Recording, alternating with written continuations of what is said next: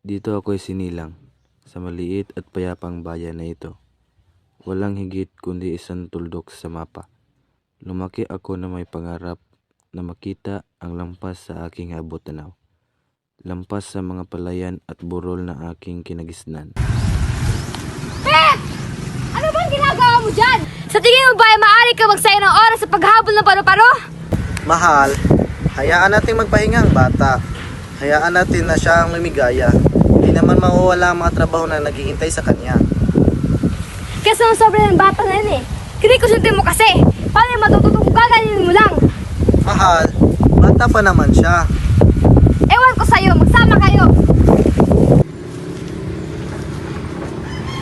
Pasensya na po, magtatrabaho na po ako.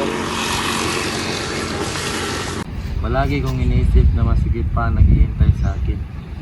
Isang bagay na lampas sa mga bukirin at pandayan. Sobrang miss ko na kayo, Nay, Tay. Kung nandito lang sana kayong dalawa, magiging magaan sana ang buhay. Sa halip na dalhin ang mabigat na problema na ito.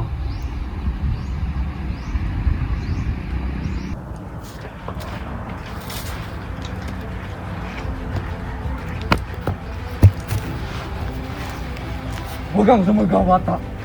Kailangan ko ang tulong mo. Bigyan mo ka ng pagkain. At ang sagot sa'yo, kung hindi, Wala po akong dala, pero maaari po kitang ikuha. makinig ka mabuti, bata. Bigyan mo na akong pagkain at isang kutsilyo. Kung hindi, hahanapin kita. At hindi ako maging babae sa'yo.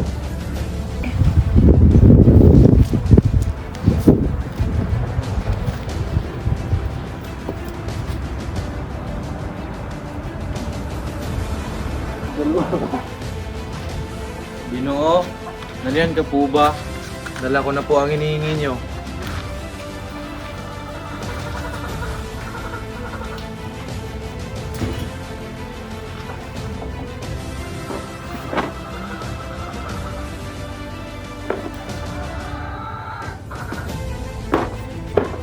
Magaling bata. Di ko makakalimutan yung ginawang pagtulong. Ako si Magwitch.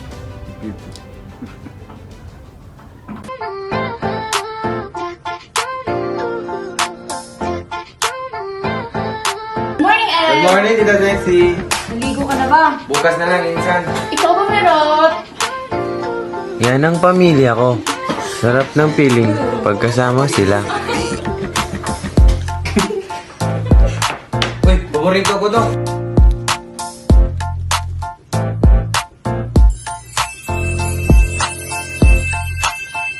Grabe naman, Kuya Ed. Nisayap kasi eh. Para sa mga feeling. Magkakaiba, pero iisa ang gusto. Ako o Ribisco? Siyempre naman, reviews ko. Ang nagpapasarap sa piling ko, pamilya ko at ribis ko. Tribisco, ang sarap ng feeling mo. Magandang umaga po. Dito po ba nakatira si Pip? Ano po ang kailangan na sa aking kapatid? Mayroon po kasing imbitasyon galing kay Miss Bisham. Pip, halika. May naghahanap sa'yo. Asahan ka po na pumunta sa araw ng Sabado. Karoon po ba? Nakaso po kayo na darating siya sa mismong araw ng Sabado. Sige po, mauna na po ako. Bakit ako? Hindi ko alam. Pero bakit naman magkakaantay sa isang taong katulad ng taong kagaya mo? Ano ba ginagawa mo? Sigurado akong hindi ito maganda. Mahal, marahil maganda ito. Si Misha Bishama hindi siya basta-basta nag-imbita ng sino man sa kanyang tahanan. Marahil may nakita sang espesyal kay Pip. Baka ito na aking pagkataon. Matagal ko nang gusto makita ang loob ng bahay na iyon. Na malaman kung ano ang pakiramdam na mamuhay sa ganong uri ng bahay.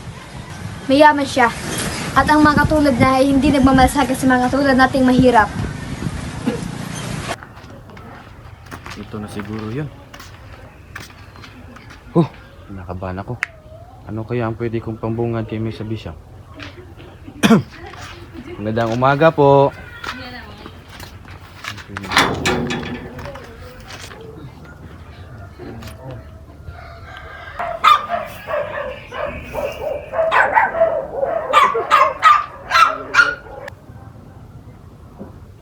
Papapasok, Ginoo? Ay, oo, pasensya na po. Kanina ka pa hinihintay ng senyora. Ganun po ba? Mabuti at nakarating ka ng matiwasay, Pip. Magandang umaga po sa inyo, senyora. Ikinagagalak ko pong magkaranggap ng imbitasyon galing sa inyo. Ngunit ako po ay nagtataka kung ano po ang sadya niyo sa akin. Huwag kang mangamba, iho. Wala naman akong masamang balak sa iyo.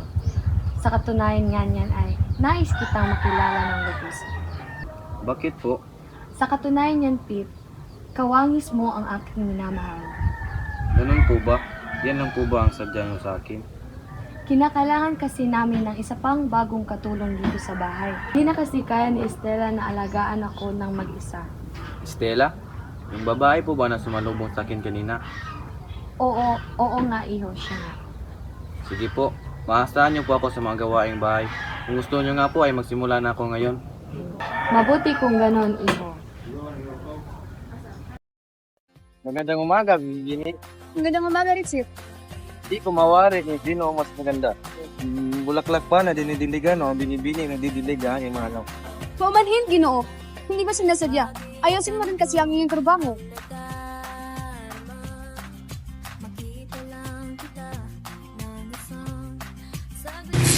Binibini, ako na. Kaya ko naman. Kasi kung sino na lamang yung trabaho. Ang aking trabaho ay makakipaghintay. Ngunit ang magandang dilag na nasa tabi ay mukhang hindi na. Itigil mo nga iyan.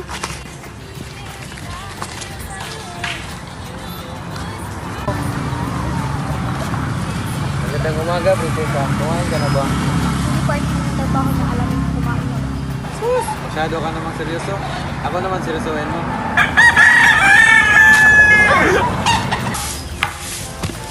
Aray! Ano nangyari sa'yo? Aray, ang sakit!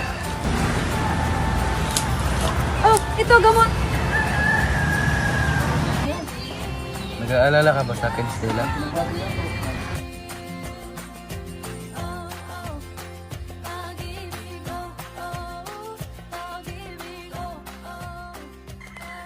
Aray! Moment to breathe. Follow me and see. Relax with natural tea. C2 green tea. 100% natural tea. Brewed fresh for you and me. Enjoy relaxing with natural tea. Our C2 green tea. Relax the natural way with C2. Stella, Bakit ka naririto? nais kitang makausap. Makausap? Kung alam yung nais mong sabihin, wala akong panahon diyan. Alam ko, pero may nararamdaman akong kakaiba kapag kapiling kita. Hindi. Naniniwala ako na balang araw, may mararamdaman ka sa akin. Mararamdaman? Itigil mo yung kahibangan mo, Pip. Hindi mangyayari yan. Mamahalin mo rin ako, Stella. Mamahalin? Umaasa ka talaga, Pip. Sinasabi ko sa'yo, wala akong panahon sa mga ganyan. Bakit napakabato ng iyong puso, Stella? Paano mo nasasabi ang mga bagay na yan na walang nararamdaman? Wala akong puso, Pip.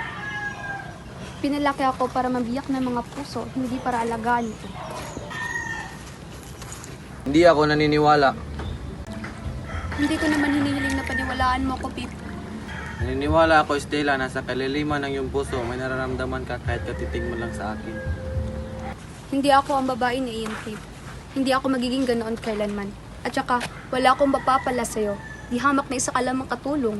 Hindi ikaw ang lalaking handa kong makasama sa buhay. Hindi, Stella. Paniwalaan mo kung anong gusto mong paniwalaan, Pip. Ngunit, huwag kang umasa na kaya kitang mahalin. Marahil ay tama ka.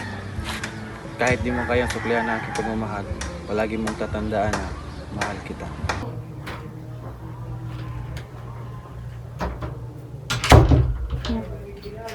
Crap, baby.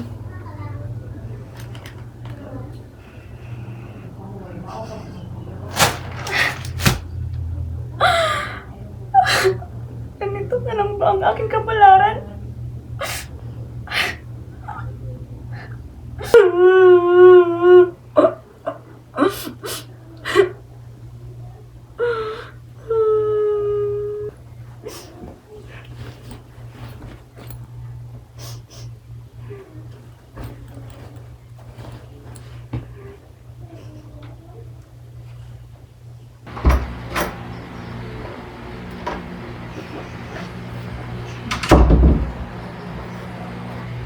Stella?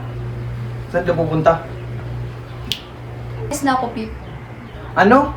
Hindi maaari. Bakit? Pip, nakatakdaan na akong ikasal. At ako ay luluwas sapagkat doon na kami maninirahan. Ngunit Stella, Isang mayamang negosyante ang aking magpangasawa. Itigil mo na yung pagpilit sa iyong sarili. Di hamak na mas mabibigyan ako ng mas magandang buhay sa aking pagpangasawa kumpara sa iyo. yun lang ba ang iniisip mo sa pagpapakasal? Ganyan ka ba kababaw? Hindi mo maiintindihan ang aking desisyon. Tama ka nga.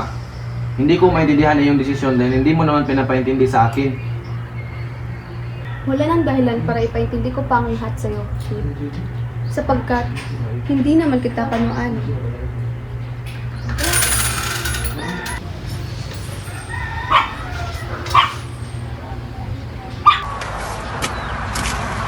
Pip, Anong ginagawa mo rito? Go.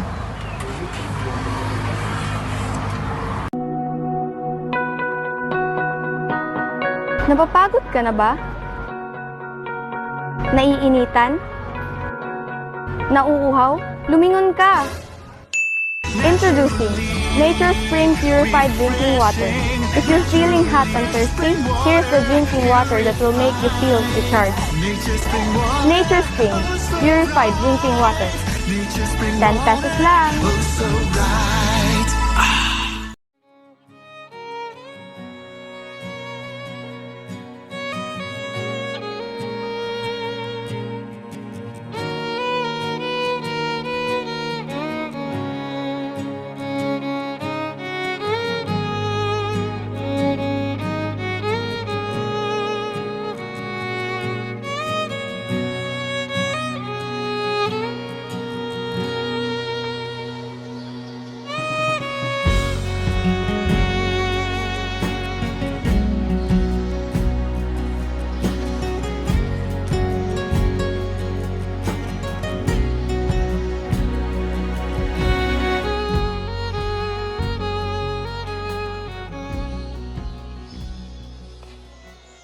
Natupad niya ang pangarap kong dalhin siya sa altar. Hinatid ko nga lang siya papunta sa lalaking papangakuan niya na panghabang buhay. Magtututol ba sa kasalan na ito? mali ako ng tayo natin kasal. Makayang pa. Ay, continue. Sorry. Mabuhay ang bagong kasal.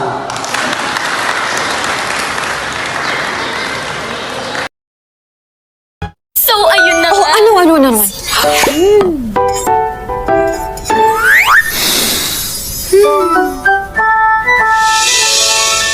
Dessert Pancit Canton! Add sarapiness to any moment with Lucky Me Pancit Canton. Choose sarapiness.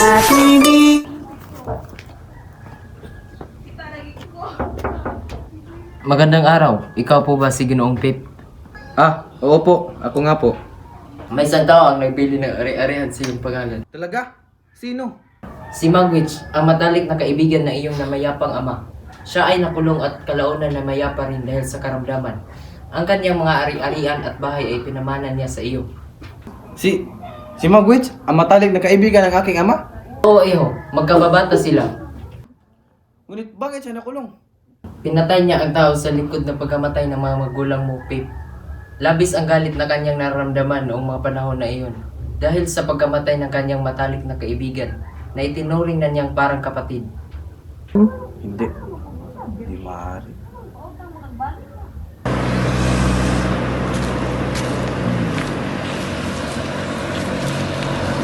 Stella ba yun? Bakit tila puro pasa at sugat ang kanyang braso at mukha?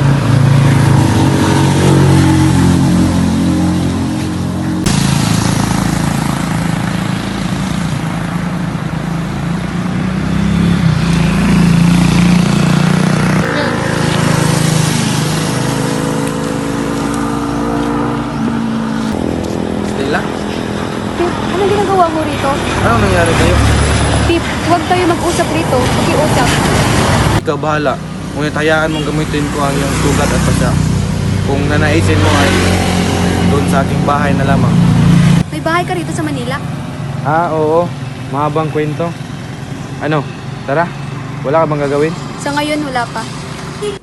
Kumusta ka na, Stella? Hindi ba halata sa akin kalagalan nila? Ang asawa mo ba may gawa nito? Bakit hinahayaan mo lang saktan ka ng ganyan? Stella, kung pwede ka namang umalis. Para saan? Ano gawin? Miserable ang aking buhay? Ako magpupuntahan. Ang pamilya ko, wala na sila. Sila ang pinagkukunan ng lakas para bumangon. Wala na. Stella, itatakas kita. Hahanap ako ng tiyempo. Pip, delikado. Mas kaya kong sumugal, Stella, kaysa makita kang ganyan. Masyado kitang mahal para pabayaan ka ng ganito. Tama na. Ilang taon na ang nasayang upang hindi kita iligtas sa kadiliman. Ayoko nang madama. Madamay na kung madamay, Stella. Ngunit sa panahon na ito, hindi ko hahayaan may mangyari pang masama sa iyo.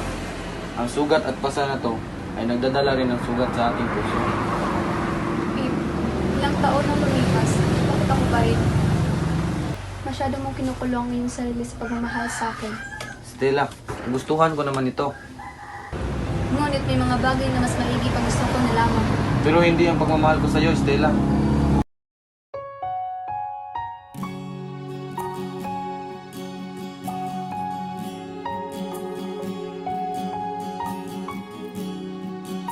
Punta tayo sa simbahan, Stella.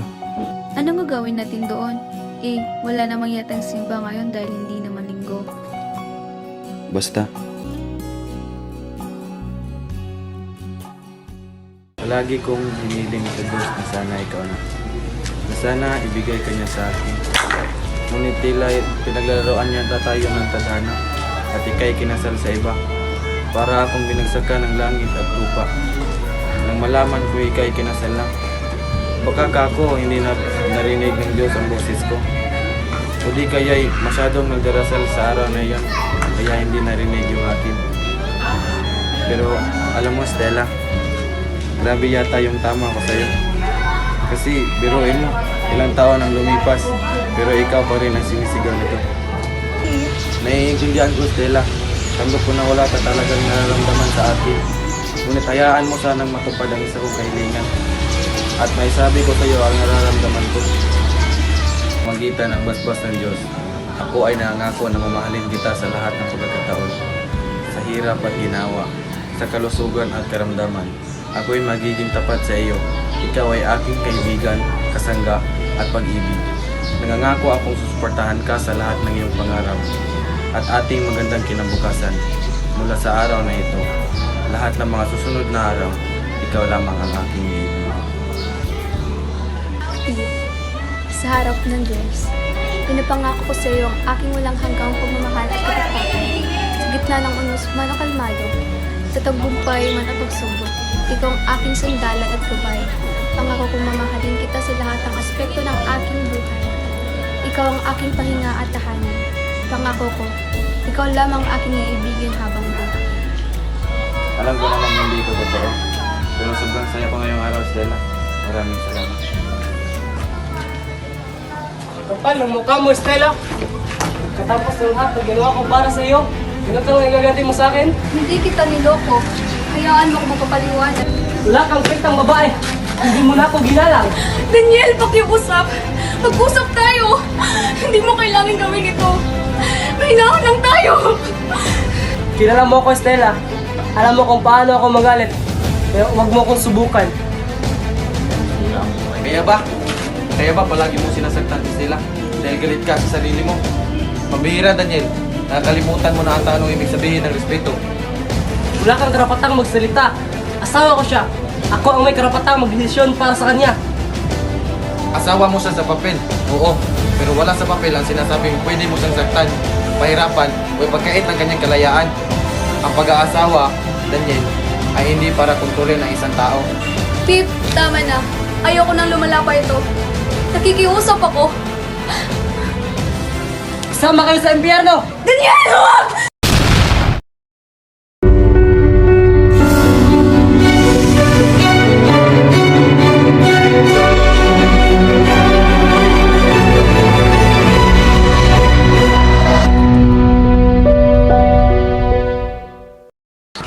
Stella?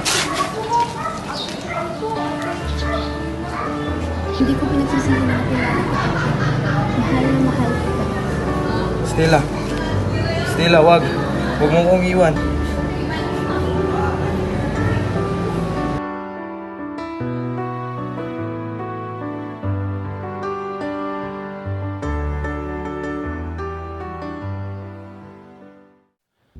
Bakit ba kailangan ko magdusa ng ganito?